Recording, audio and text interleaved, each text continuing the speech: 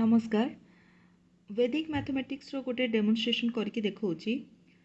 Concept रो ना होची विनिकुलम। तो विनिकुलम रो व्यवहार रे एई भलिया लॉन्ग एडिशन सब्ट्रैक्शन प्रॉब्लम खूब सहज रे करी हुए।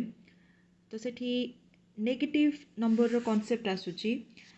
जनरली आमे ए भलिया प्रॉब्लम कॉलम रे लेखि की करू। म आपन को लाइन रे लेखि की कर देखौची।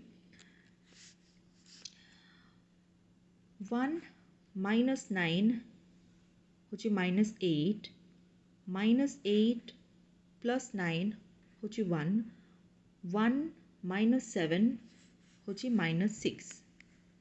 तो -6 टा ए भला 6 बार बोली लिखा हुए। नेक्स्ट 2 minus 5 होची -3 -3 plus 6 होची 3 3 minus 1 होची 2। तो पॉजिटिव नंबर असला। 5 minus 3 होची 2 2 plus 7 होची 9 9 minus 3 होची 6।